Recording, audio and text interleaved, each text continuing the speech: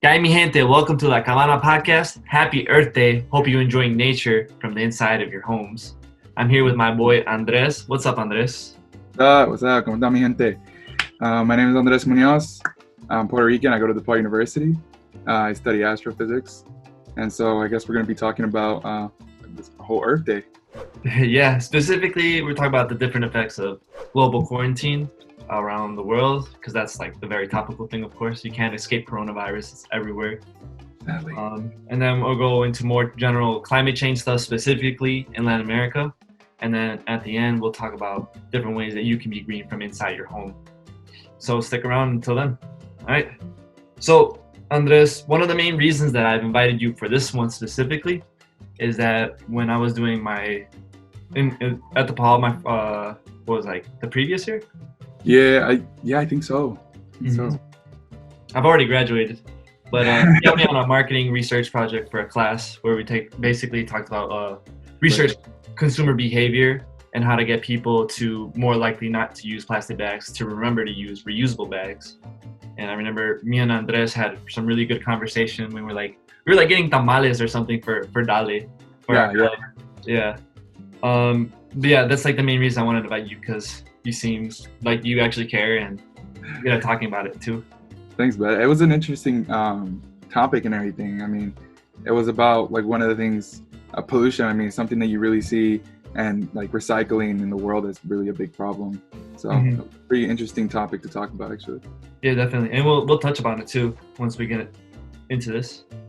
All right, so coronavirus making everyone stay inside home, right? This whole situation is pretty depressing, but I guess the silver lining is that there's being less pollution. Smog started clearing up around the world, temporarily, of course, around China, Los Angeles, wherever else. It amazes me the most, like when I was researching this, is how quick people, since everybody is indoors and everything, and how quick the environment is able to refix itself. I found it amazing. Like if we look at the photos, so NASA had taken photos of a 2-month period. So they have compared photos from both January to February of 2019, and then they retook those photos again now from January to February, and you can clearly see a huge difference.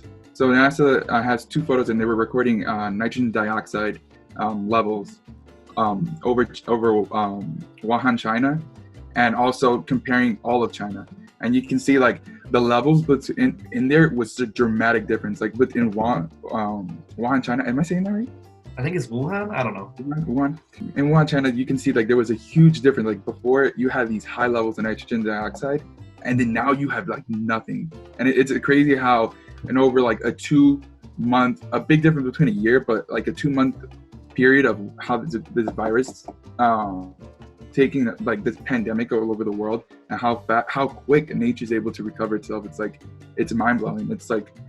It's you because we've all the whole world has been struggling and talking about oh, how are we going to get rid of all this pollution? How's nature going to recuperate itself? And those are questions that everybody wonders, because how long is it going to take us to stop so that we can see those effects, right? Yeah. And I liked this when I was researching this, Bill McGavin or something, if I'm saying his last name correctly. He said, global pandemic is not worthy trade for clean air. He said, this is not the way we want to reduce emissions. I found that pretty interesting, because as it's true, I mean, this is not something that we wanted, right?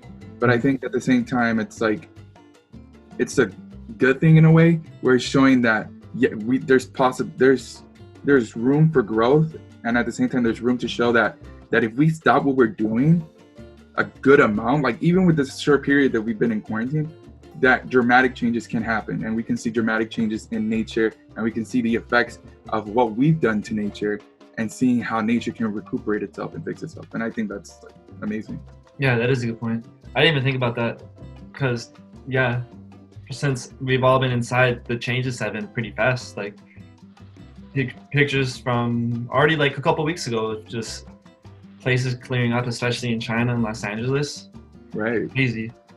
I think into that something that kind of struck me is that in India, you might have seen this on your feed, but in India, people have been finally being able to see the Himalayas after like 30 years.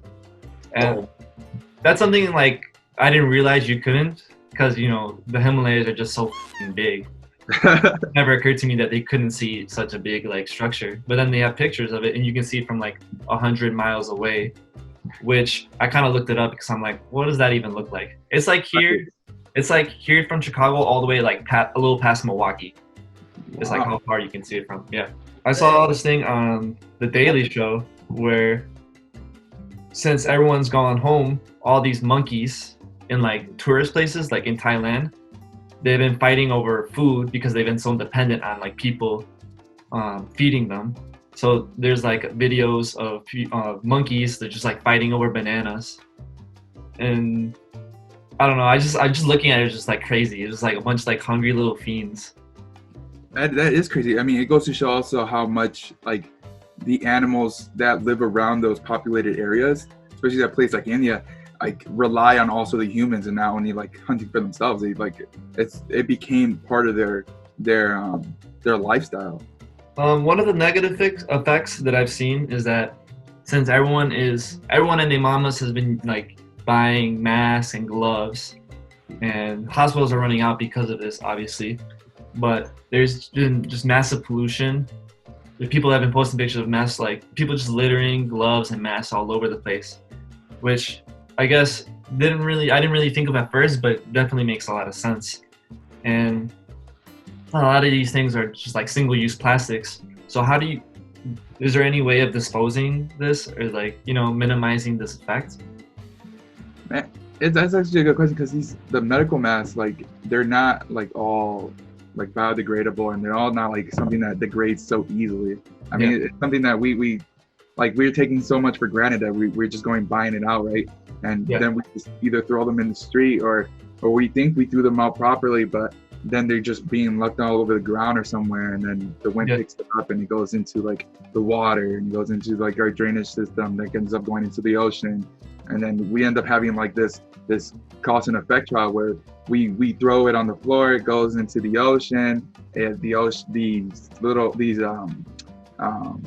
these marine life eating those plastics and everything. And again, we're back into that big problem that we're already been on, and we're just adding to that problem of how we're going to get rid of all this pollution in the ocean when we're just adding to it.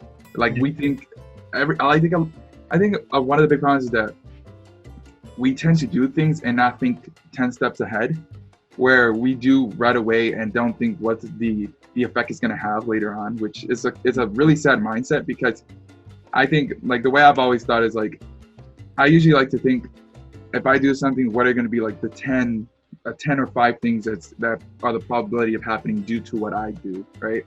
Mm-hmm. So that's my like thought process of it. But then again, they eat those, they get infected, they get sick. The marine ecosystem degrades. But not only do they degrade, we end up eating those too. We end up eating the fish.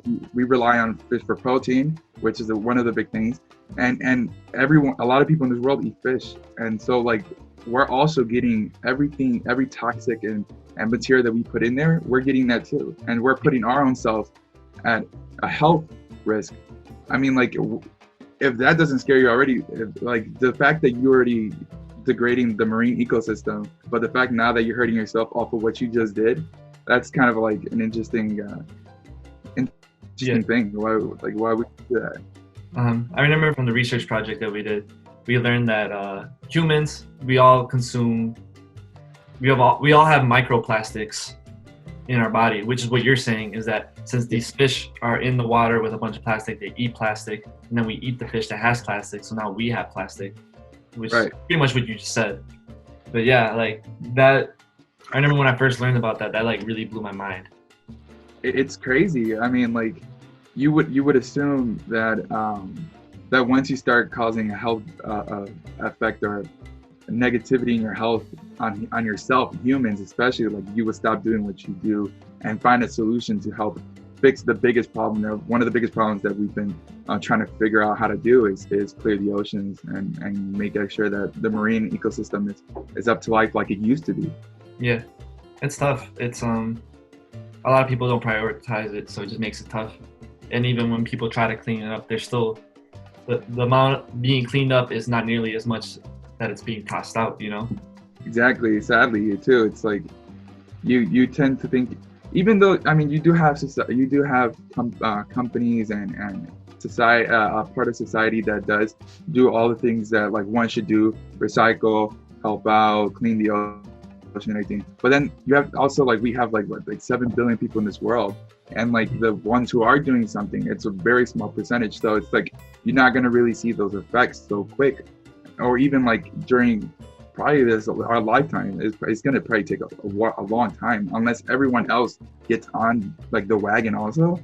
I don't think you're gonna be able to see something like real quick. Like one thing like I've always said is that usually when the only way we usually see things happen quickly and get done effectively and efficiently is sadly when it's too late. Like I said, I was like, look at all these other like situations where we wait for the last minute, and like the space. I always compare like the space race. Like we would have never gone to the moon if the Soviet Union wasn't going to be going there too. Look at how, like, if you look at the timeline, like I forget, like I think we just, the first person to go in space was like I think 1957. Correct me if I'm wrong. Something like it that. Was somewhere in the 1950s, and then we go straight to the moon. In like the 1969, we land on like the moon. Like we've gone to the moon before, but the first person to land on the moon was 1969. So it's like you only see something happen that quick, and like build all the required technology and everything to get to that point, only when you're either against in a race, which is sadly, I mean, like why do we need to be like in a race in order to get something done effectively and efficiently, and also improve like technologically? Like I don't understand that. Putting that into perspective, into like cleaning the oceans and getting things done with recycling and making sure that the world is not polluted the way we're seeing it, especially with now that we're adding on to it with the whole coronavirus, throwing our masks and gloves and adding more to the problem that we already have. It's like, how long, when is it going to be like such an emergency that something's going to happen, that those things will get created? It's crazy. I don't understand. Yeah, I definitely agree with you. That's something I've always kind of said, that a lot of people just react like when it's like really bad. Sometimes it's like they say bad habits die really hard. You know? Oh, my dad has always said habits are broken when learning has taken place. And sadly, learning takes place when it's like when you can't do anything about it really, or it's like the very last minute. Yeah, well, as we're seeing, there's a lot of stubborn people out there. There's even people protesting not wanting to be in quarantine right now. But we're not going to talk about that right now. So moving on to the following discussion point. According to some experts, I got this from my really good friend. His dad is a doctor, and his medical group received the first case of coronavirus in the U.S. actually. Wow. Yeah, so he's a really good friend of mine. So anytime I have like questions, I always ask them. But what they were saying is that this disease can take up to like 12 to 18 months roughly to get it like under control. They don't really know, but that's like their rough estimate. Do you think the short-term cut in pollution could have any, because right now it's a short-term cut in pollution, but do you think it will have any effect on the long-term? Long-term. In the environment or just human behavior in general? That's a good question. Like, personally, I think it won't really. And the reason why I say it won't is because the way I'm looking at it is like, say if you're like a person who exercises, right? Say you're gonna start exercising. You do exercising for a week. You're probably not gonna see an essential amount of change in your body. Like you're probably not gonna see it, right? So, and then usually people, they get demotivated and they stop, and then where are you at? You're back to square one. I think in order to see something long-term effects, I think we have to keep on with it, because if we're just doing it for the short term, you ain't gonna see anything. And I think it really falls in parallel with this, because I mean, like everything's clearing up right now, but wait until society. That day they said we can come out, everyone's gonna let loose. Yeah, everyone's gonna let loose. You're gonna have people. You're gonna have like all these. Like in China, they had closed the factories, and same thing in India. One of the biggest countries that are populated had so much people in it. They closed down the factories. Not a lot of people are traffic emissions are not going on that much and everything. That's why we see all this clearing. But as soon as everything is like the green light everything's all good, all that's gonna come back. Sadly, unless people have actually see that if we stop this, look how fast the changes are, that we can actually try to continue off of what was given based on the hand of the situation, then I think long term we can see something. Because like one of the biggest things that I saw is that the air quality index is one of the big thing. I was looking at the one India had in India in 2019. I think it was during the month of March. Was at 161. So air quality index is like how clean the air is, and anything at 50 or below is clean air. Like anybody who suffers from pollution, and anything, if it's under 50, that is the cleanest air you can be breathing. And India from 161 in March of 2019 dropped to 93. Like that's an essential. That's huge. Yeah. Like you dropped a whole bunch. And look at Los Angeles. Los Angeles was above 50 the majority of the time, and then due to this pandemic and also having that usually every year on March it has a few days of clean air, Los Angeles had 24 days of clean air, and usually that part of Los Angeles was known to have like one of the worst air quality. It was ranked. Yeah. Well, that's kind of like one of their famous things, where it's the Los Angeles haze. It's just like the smog above the city. It's just kind of like a popular thing that I've seen. Like even there's like music albums in the 80s that mention it too. So like that's been their thing for a while. Yeah, it's crazy. It was rated like city with the most the sixth worst in the nation of having the most traffic congestion. Yeah, that city is really bad in all that. Right, that's crazy. That's like, and then to be able to see such a significant change and have an air quality index of a 50 or below, and it being all green, that's crazy. And I don't think if we don't act on the hand that we've been given, I don't think we're gonna really see much of a change in the long term in the environment. You think human behavior will change at all after this? Like, will people be more used to staying at home, or do you think it's completely back to normal as it was? I think probably a small percentage. I think the reason I say that is because like a lot of people, like we see the situation that we're in right now, and everyone's like, oh, they're seeing what can happen, they're seeing what we can change in the environment and everything. So I think at most people will be more aware for people to really act on what the situation has given them and probably do better. I don't know. I feel like everybody's gonna want to go and do the things that they've been missing to do. Yeah. Everybody's gonna want to go back and just hang out with friends. Yeah. I feel like at first everyone's just gonna go crazy, but after that initial moment, I don't know how, if anything, will change. You know. So like until we see action, and instead of seeing like words, because I mean you see it in social media and everything. You see like in Twitter and Facebook, you see how people talk about, oh, stay at home. Like people are becoming more aware. They're like, oh, we got to take this thing serious. Like we need to make sure that you're not affecting your families, you're not doing anything of that. And so like people are seeing what a huge pandemic like the one we're facing right now can do, and the huge effects that it has, not only like the pros on the society and everything, but the effects that it has, that it can kill like your family members and even people that are healthy that even you would never thought can get sick are dying. And so it's like it's a crazy thing, and I think people are going to be more aware of the pros and cons. But are we gonna see people actually take what happened in hand? I don't know. I think it remains to be seen. We might be having a fresh breath of air. Well, the world is at the moment, but there's still ongoing problems of climate change. I guess this is when we transition into the climate change in Latin America.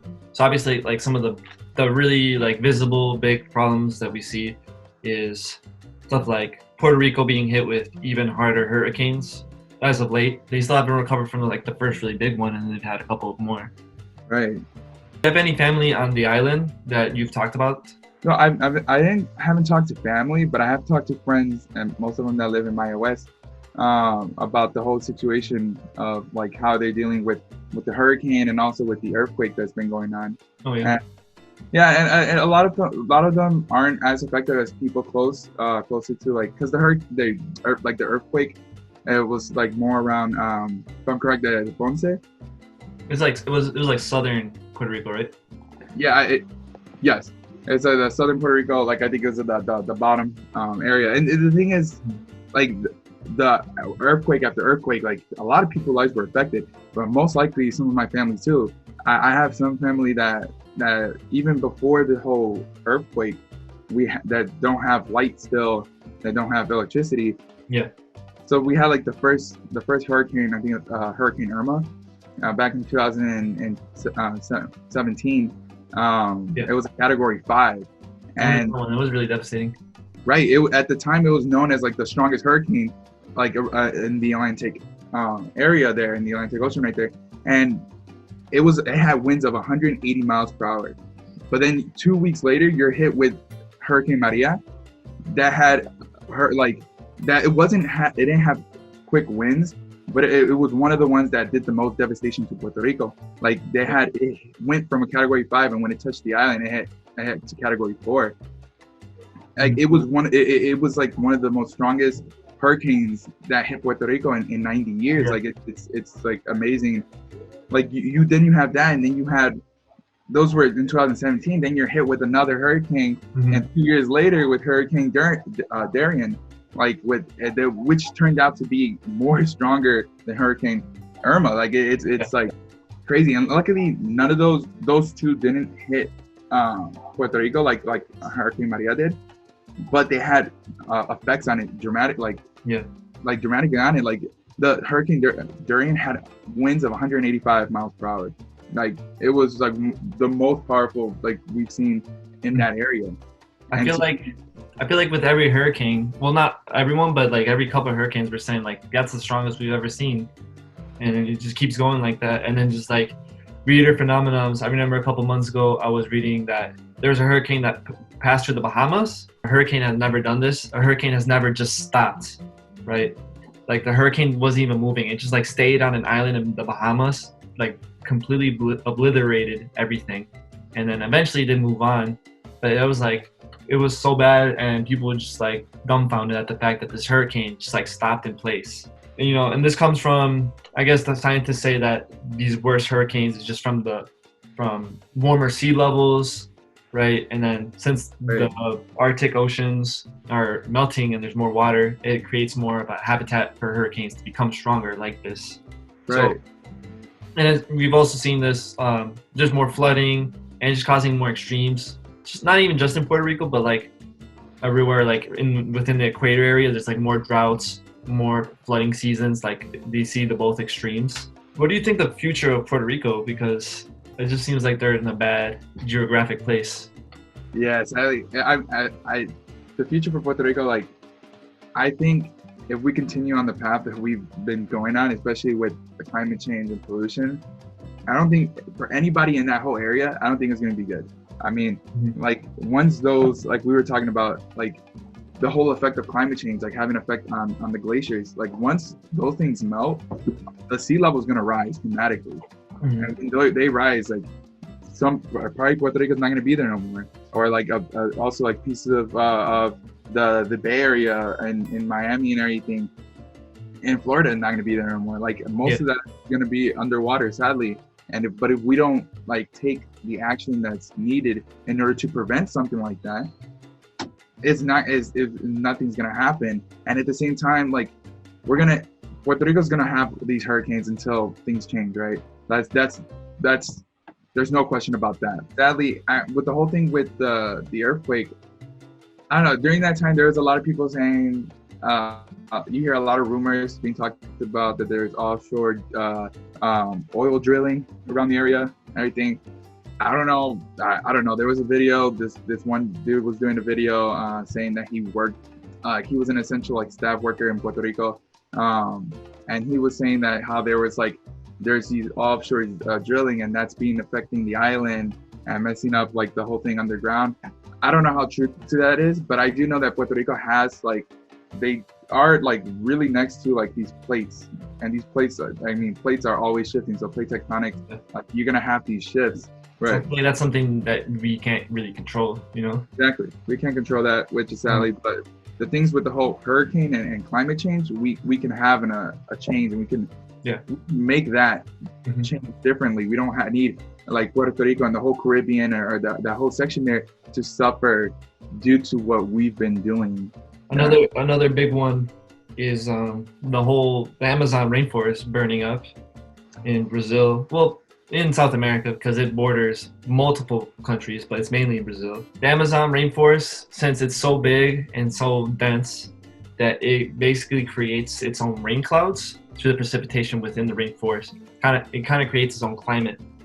And then when you log so much and you just destroying the rainforest, you destroy that ability for it to keep itself hydrated. So that's why we see all these fires, right? Because these fires are clearing up. There's now a dry season, and since now there's a dry season, it burns more trees, and it's just a downward spiral, which is pretty crazy to think about. So it's recently being worse just because the president of Brazil has been encouraging loggers to log more, whereas other presidents beforehand, they had like a limit. They would fine people. It wasn't perfect, but it kind of mitigated some of these problems. Obviously, that's an issue because in the long term, if we don't have the rainforest, like it's gonna have major repercussions. But the Amazon rainforest is surrounded by a bunch of developing countries, which basically need to use their natural resources to sustain economic growth, right? Unlike the U.S., where we have now become more like service industry. How does a country find a balance between using up the necessary resources but also sustaining the rainforest? You know? Ooh, that's actually a really tough hard one. It is. That's a hard one because these people need to live. It's true. You're gonna rely on your natural resources to be able to live. But I think one of the things is that we tend to take more than what we need. Sometimes I think people take advantage of that, and that can also lead to the repercussions of like a depleting rainforest and also messing up one of the biggest rainforests that we have. Like it plays a huge role, and I think like people don't see that or understand that the Amazon plays a huge role in the ecosystem. It's the lungs of the world, as they say. Right. Like if that's gone, like good luck to everything else. Like with the Amazon, we're also getting a good amount of fresh air and everything, and all these species live there. Like it's one of the big playing role. And I think with the people that live there and are relying for natural resources, because I mean, if you think of it, through time, the people who lived around there has relied on that resource. And the thing is that as we get more technologically advanced and everything, we end up needing more than what the forest can do to recover itself. You know what I mean? Yeah, but to a certain point, what we want is gluttony. The natives, a lot of the native groups in the Americas, their big thing was taking what they need and not more, and preserving their forests because they understand that it's there for everyone to use, but at the same time, you got to take care of it. I was seeing a thing that in the long term, it might be better economically to sustain a rainforest, that you'd be able to grab more things in the long run from the forest than depleting it all at one point. It's kind of like an investment, you know? The way I think of it is like you get your check, you spend it all on stupid stuff, right? Food, you go out to eat, you buy clothes, you buy a car, whatever. But instead of doing that with your paycheck, you can invest a portion of it into things, and then you have like a constant flow of income, you know? Right. So I feel like you could apply that to the rainforest, right? So you use resources, you make some money, but you also invest that money back into the rainforest to help provide it. And that way you're able to put out resources from it constantly over time. Right. And even like you were saying, like even if you compare it even to money and everything, you never take, when you're investing and you're also like saving, you never take more than, you don't ever take the whole thing out. You're gonna want to leave some in there because you want it to grow, obviously. At least if you're smart. Yeah, if you're smart, exactly. If you're smart, then Plenty of people who don't. There's there's a lot of people that don't, and it's sad. I mean, and what's sad is that those people with that mindset are usually the ones running the show. Sadly, it's they think, people tend, like I was going back to what I was talking about in the beginning. It's like people tend to not think 5 steps ahead. They tend to think at that very moment. It's a sad thing. Oh, let me take everything that I need so that I can become like successful, or my country can become successful. But yeah, it may become successful and it may become prosperous and everything at that point in time. But will it last? Exactly. Will it last? And that's the question, is what's the whole point of making something advanced and prosperous at that moment if it's not going to last? Why would you do that? Like, if you want to do the best thing for your country, the long term, it's got to be the best route all the time. Like, and especially when you're dealing with something as important as the Amazon, and like, you are going to rely, yes, heavily on it, but be wiseful and mindful of what you're doing. People just don't think sometimes. It's kind of frustrating sometimes, because like I mean, you just want people to like just put a little bit of thought into it sometimes. Like, you'll see a big difference. I know we're all at home right now, unless you're an essential worker, right? But some we're gonna go over like some things that you can do at your house to be green, right? The one that I really want to talk about is how to reuse masks, because everyone's going out and using masks and they're all being tossed out. So some of the reasons why you hear that you're not recommended to wear masks is a lot of people don't really know how to use them and very effectively. Right. Over that second, and the other reason, obviously, because there's a shortage, you're not supposed to really need it. Exactly. But the main thing about masks is that when you put it on and you go into the store or whatever, like, it definitely helps like a lot to have the mask. But if you're coming out of the store and you're touching your hand, you're touching your mask, you're touching your face with your mask with your hands, that you might have gotten coronavirus on it, you're not touching your face with coronavirus as you take off the mask. So really didn't make that much of a difference, you know? My friend whose dad is the doctor was the one that was explaining this to me, is that when they go out and they use masks in public, they come out, before they get in the car, they wash their hands, they take off their mask, they fold it inside out, because if it's protruding outside, it could touch things. Right, if it has coronavirus on it, and then they put it in like a paper bag, right? And then they wash their hands again, and then they get back in their car.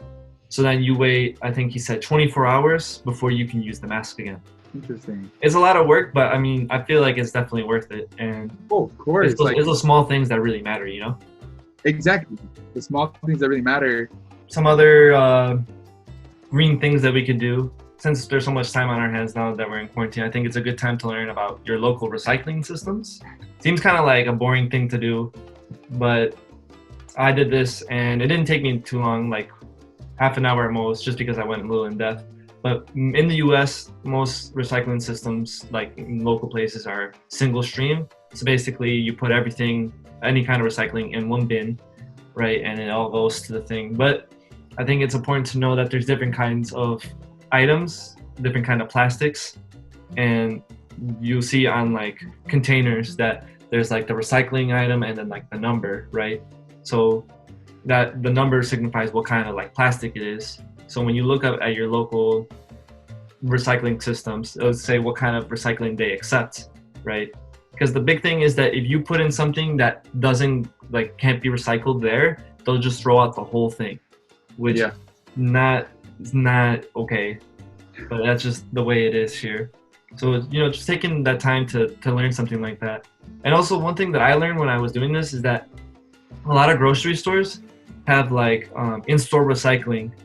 So you can go deliver all your plastic bags and they'll reuse it, and it's stuff like that, you know? And even like Amazon packages as well, is also can be recycled at grocery stores like Jewel or anything like that. And also things like collecting like even soda cans or plastic bottles. I know that you can take them, and if recycling isn't like a much of a motivation, but you can also get like pennies and stuff off of them. If monetary gain can also move them towards doing something good, actually. Something to do in Mexico. I feel like they probably do this in other places in Latin America too, but in Mexico, I know when I go out to eat, we have soda bottles, like the glass ones. We call them retornable. So basically, they're reused glasses. So you go there, you drink it, and it's cheaper than buying like a different kind of Coke. So like let's say I'm getting a Coke, and they give me this reusable thing. It's like this big, and it's like 6 pesos, right? Compared to like the non-reusable glass bottles were like this big and probably like 10 pesos, right? Right. So when you get the reusable, not only is it cheaper, but when you're done with it, the restaurant will keep it in like a little crate. And then when the Coke company comes in, they collect those glasses, they refill them, and then they sell it to someone else. Since they're always reusing the same glass, it's just cheaper for everybody.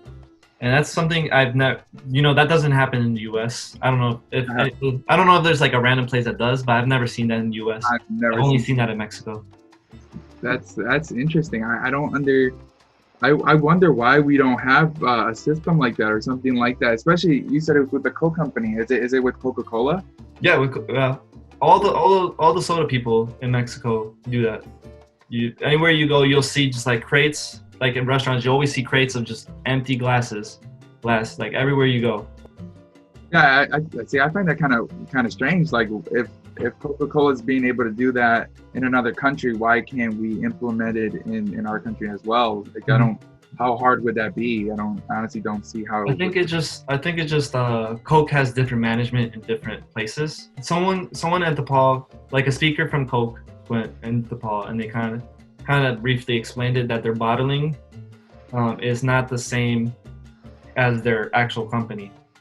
So they hire like a local bottling company in countries to do the bottling and the distribution for them, and that way it's not a cost for Coke. So I think it has something to do with that. I mean, Coke, I think they've been trying to start like having some kind of universal like practices, but for the most part, I think it's like that. They haven't changed. But I think even with the fact that, yeah, probably in Mexico they have another like distributor and another person that makes the bottles and everything. But why can't Coca-Cola like feed off of that and do it themselves also? Like why do they have to sit and wait for something like that here? Like why can't they just try to implement that themselves? I don't see like why they can't do that, especially if it's going to be helping reduce less like problems and having less problems with recycling and everything. You have these reusable Coca-Cola bottles. Like I don't know why. I mean, it's just mind like baffling for me, because I would assume that Coca-Cola is such a big company would take on from what they see and try to either improve it or implement it in another country. It's interesting to me that it's normal for us, obviously. But whenever I've mentioned it to you, you've never heard of it. Anytime I mention it to anybody in the U.S., no one's ever like thought of it, heard of it, whatever. Yeah, I've never heard of that before. When I think of like recycling and everything, I think like the best country that does it for me, that does it really well, I always compare it is Japan. Like Japan knows how to recycle properly. They make it like everyone has to recycle. Like everyone divides what's combustible, what's not, what's glass, plastic. Like everything is being divided between that and then it's trash itself. Will they also get fined if it's done incorrectly? Right. I know in some European countries, like the Scandinavian ones, they do something similar where they separate it very specifically, and then there's like fines. And then meanwhile in the U.S. we're still struggling with single stream. So yeah, you see, I don't understand like because one thing I never understand is that a country that's like very huge, technologically advanced, and has well off compared to other countries are yet still so behind. And a lot of these other countries that are, yeah, they may not be as big and as strong as the U.S., but are way ahead of the U.S. in terms of economic like cleanliness. Like that, it's crazy how people like some other countries can do it so much better than we can, and how we can't even take what we've learned from other countries and implement it on our own. I mean, I would assume that a country like ours would take a lot of those things and try to implement it so that we can also become as well as those other countries. So it's I don't know, it's still mind baffling to me. people like know things, but they just like don't really act upon it, you know? Like people can see it. People know it's there, but people just choose not to see it. You know what I mean? Like it's a sad thing. The only thing powerful enough to stop man is nature. And I was like, that's actually pretty true. Like that's like really true, because if we can't even, if we as humans don't even have the mindset or the thoughtfulness to fix what we're messing up, then something like as nature is gonna have to take its hand, and we're seeing that firsthand right now. Yeah, that's basically everything we're talking about. Like harder hurricanes, flooding, droughts that are hurting like crops and stuff. Is nature is mad, as you could say, and even if nature takes us out, nature will still be here. Exactly.